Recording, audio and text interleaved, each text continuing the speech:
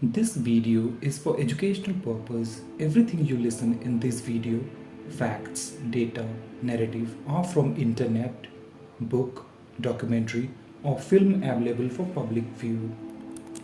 नमस्कार दोस्तों, मैं आपका दोस्त विकी आपका फिर एक बार स्वागत करता हूँ आपके अपने YouTube चैनल कहानी क्राइम सीन का तक में। अभी तक अगर आपने हमारे चैनल को सब्सक्राइब नहीं किया है तो आपसे विनती करता हूं कि हमारे चैनल को सब्सक्राइब करें ताकि आने वाली सारी क्राइम सीन की कहानियों आपको तुरंत मिल जाए और आप उसे सुन सकें। दोस्तों, आज जो कहानी हम आपको सुनाने जा रहे हैं वह कहानी का टाइटल है इंसानी मांस खाने वाला राष्ट्रपति ईदी अमीन की कहानी, जिसे आदमखोर भी कहा जाता था। वैसे तो दुनिया के इतिहास में किसी देश का ऐसा राष्ट्राध्यक्ष ना कभी हुआ है और ना शायद कभी होगा। यह राष्ट्रपति अपने दुश्मनों को मारकर उनके गोश्त से बुझाता था अपनी भूख। तो चलिए बिना किसी देरी के शुरू करते हैं। दोस्तों, दुनिया में ऐसी कई मिसालें हैं जब इंसान आदमखोर होकर इंसानों का ही मांस खाने लगे, लेकिन इंसानी तारीख में ऐसा पहली बार हुआ जब एक देश का ही राष्ट्रपति आदमखोर हो गया हो। यह कहानी उसी आदमखोर राष्ट्रपति का है जो इंसानी मांस खाता था। वह सिर्फ इंसानों का मांस ही नहीं खाता था, बल्कि जिनका मांस खाता था उनके सिरों को यानी उनके सर को भी अपने फ्रिज में रख लेता था और राष्ट्रपति की गद्दी पर बैठकर वे ये घिनौनी हरकत सालों तक करता रहा। जब यह बात बाहर आई तो लोग उसे हैवान, शैतान और अफ्रीका का हिटलर भी कहने लगे, लेकिन दुनिया उसके बारे में क्या सोचती रही, इससे उसे कभी फर्क ही न पड़ा। नाम था ईदी अमीन और वह था अफ्रीका के एक छोटे से देश युगांडा का राष्ट्रपति। ईदी अमीन पर इसके अलावा 6 लाख लोगों का कत्ल करवाने का भी आरोप था।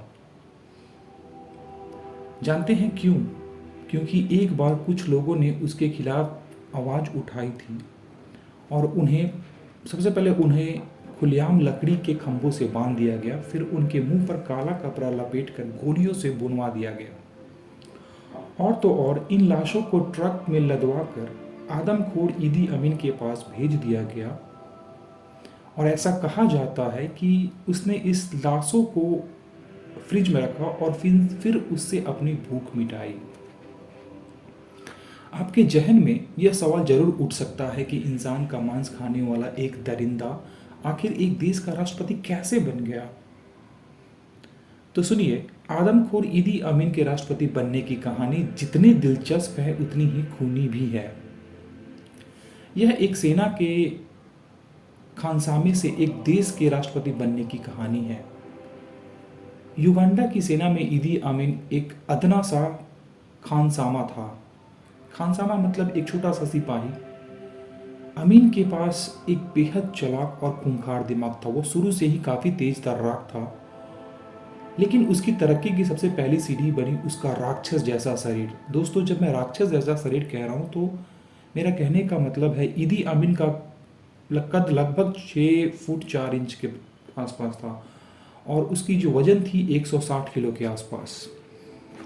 उसके जिस्म में जानवरों जैसी ताकत थी और इसी ताकत को उसने अपना हथियार बनाया। सेना की नौकरी के दौरान उसने बॉक्सिंग को ही अपना करियर बना लिया और वो पूरे 9 साल तक लगातार युगांडा का नेशनल चैंपियन बना रहा। इसी की बदौलत उसे मिलती रही सेना में तरक्कियां। बागियों को कुचलने में ईदी अमीन को बेहद मजा आता था। युगांडा की सरकार के खिलाफ किसी भी विद्रोह को अमीन बेहद खूनी तरीके से कुचल देता था। कहते हैं इसी दौर में ईदी अमीन को इंसानी खून उसके मुंह में लग गया। वो अपने दुश्मनी को खुद अपने हाथ से मारता और फिर उनके शरीर के हिस्सों को खा जाता। लेकिन उस दौरान में इस हकीकत को कोई नहीं जान पाया, इतना गुप्त रखा गया। 1965 तक आते आते ईदी अमीन युगांडा की फौज में जनरल तक बन गया था।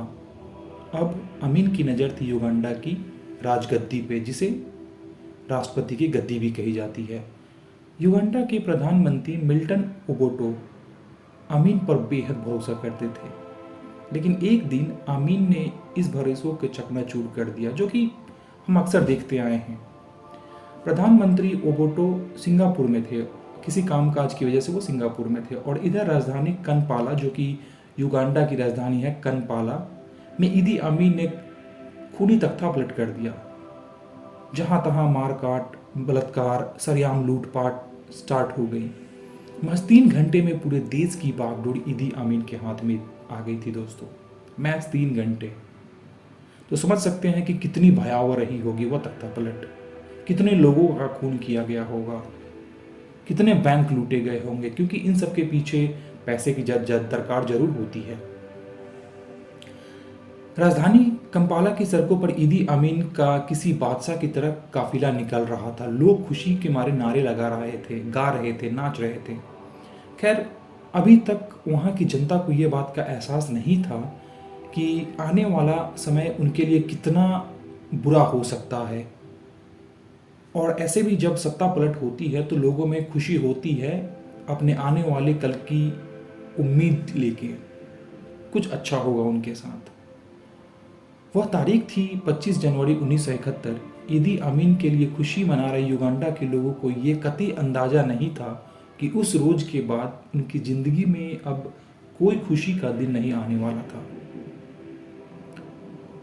25 जनवरी 1971 का ही वो तारीख था जो सिर्फ पूरे युगांडा या पूरे अफ्रीका के लिए ही नहीं बल्कि पूरी इंसानियत के लिए एक काला दिन साबित होने वाली थी, क्योंकि इसी दिन 25 जनवरी 1971 को तख्ता पलट होने के बाद ईदी अमीन राजगद्दी पर बैठा था। ईदी अमीन ने सत्ता में आते ही अपनी खुरी रंग दिखाना शुरू कर दिया। जैसा कि मैंने आपको पहले बता चुका था कि उसे इंसानी मांस खाना बहुत पसंद था। उसने एक एक करके अपने विरोधियों को ठिकाने लगाना शुरू कर दिया। सत्ता छीनने के 1 साल के भीतर ही ईदी अमीन युगांडा का सब कुछ था। सब कुछ था कहने का मतलब है दोस्तों, वह कानून भी था, वही देश था।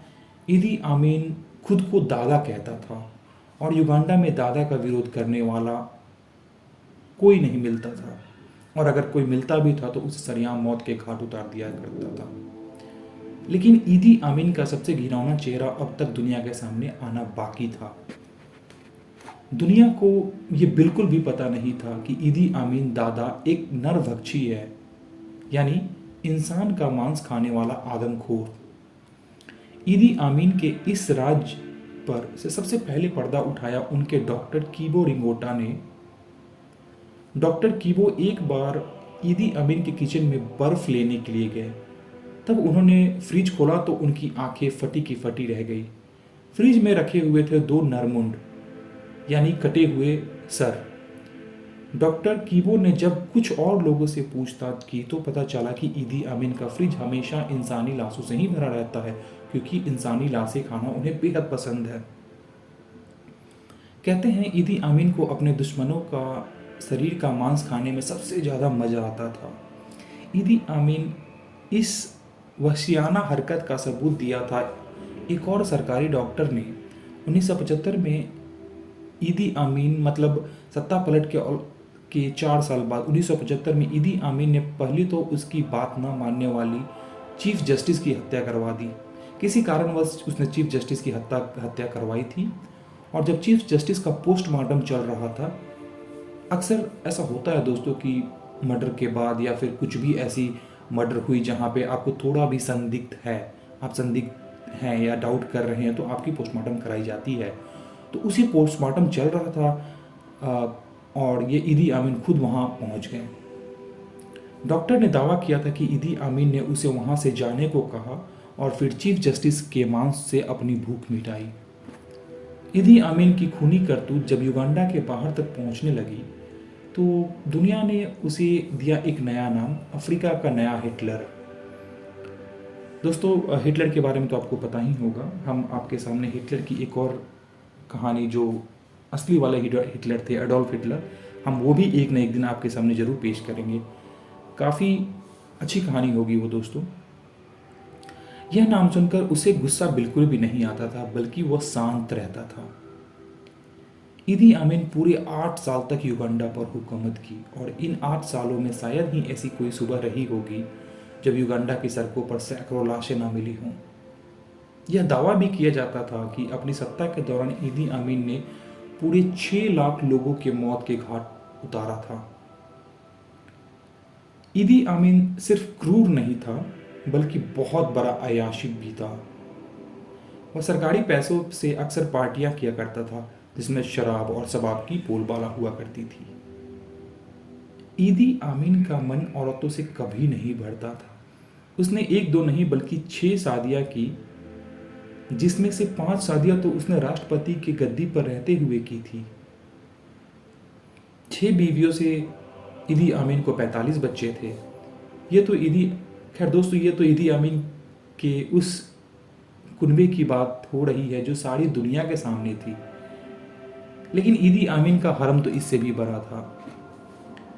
ऐसा कहा जाता है कि अमीन के हरम में 35 से भी ज़्यादा औरतें थीं, जिनसे अमीन को 100 से ऊपर बच्चे हुए थे। कहा जाता था कि सत्ता के नशे में चूर ईदी अमीन की नज़र जिस किसी खूबसूरत औरत या किसी भी औरत पे पड़ जाती, वो किसी भी हाल में पाने की कोशिश करता और पा भी लेता।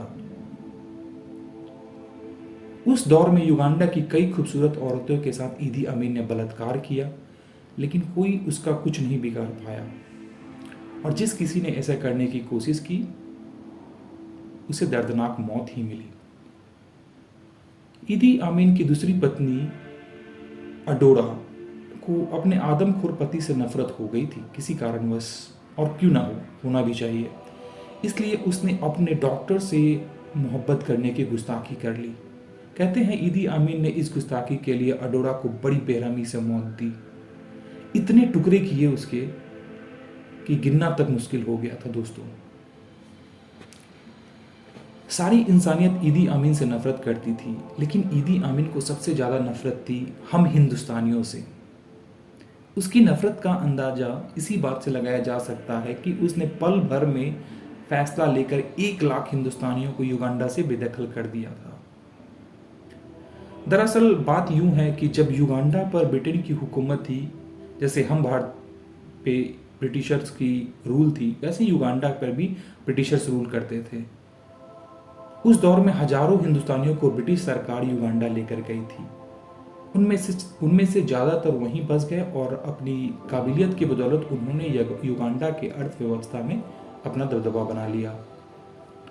ईदी अमीन जब सत्ता में आया तो उसका पहला शिकार वहां रहने वाले हिंदुस्तानी ही बने। 4 अगस्त 1972 के दिन ईदी अमीन 90 दिन के अंदर सारे हिंदुस्तानियों को यह ऑर्डर दिया कि वो जल्दी से जल्दी अपना 2 सूटकेस पैक करें और यहाँ युगांडा छोड़ के चले जाएं। उसका मानना था कि युगांडा की संपत्ति पर सिर्फ युगांडा के लोगों का अधिकार होना चाहिए। ईदी अमीन के इस फरमान के साथ ही वहां रहने वाले हिंदुस्तानियों में हड़कंप मच गया था। अपने जमे जमाए धंधा पानी छोड़कर हिंदुस्तानी ब्रिटेन भागने लगे थे। ये काफ़ी कष्टपूर्ण रहा होगा दोस्तों। उस समय देश की प्रधानमंत्री इंदिरा गांधी ने भी ईदी अमीन को चेतावनी दी थी, लेकिन सन की तानाशाही के ऊपर कुछ असर नहीं पड़ा था। ईदी अमीन जरूरत से ज़्यादा निरंकुश होता जा रहा था। कभी वह इजराइल के विमान का अपहरण करवाता तो कभी खुल्लाम अमेरिका को धमकी देता। उसके सर पर, इन सब के पीछे उनके सर पे हाथ थी लीबिया के तानाशाह कर्नल गद्दाफी का।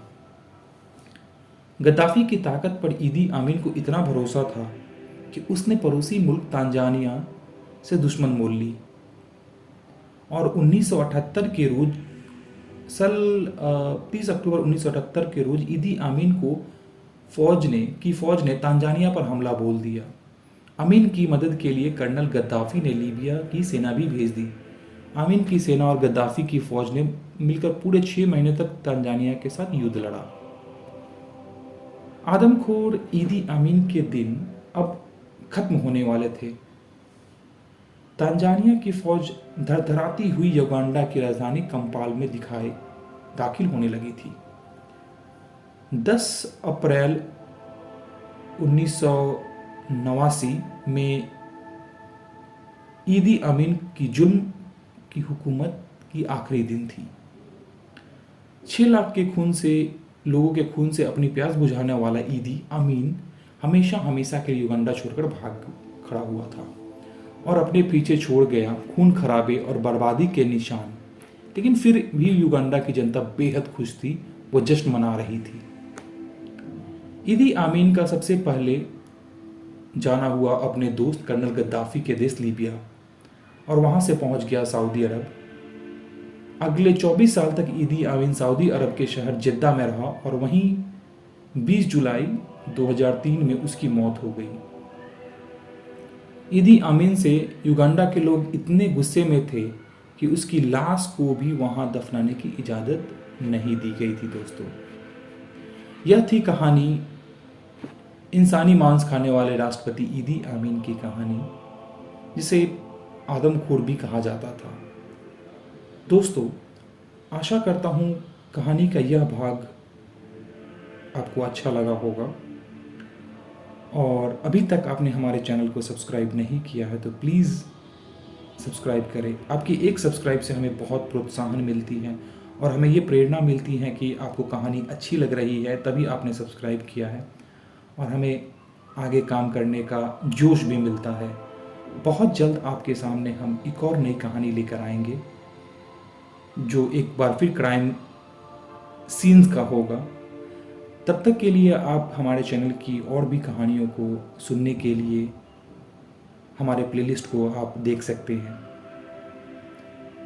धन्यवाद हमें सुनने के लिए। अगली कहानी तक अपना ख्याल रखें। जय हिंद, जय भारत।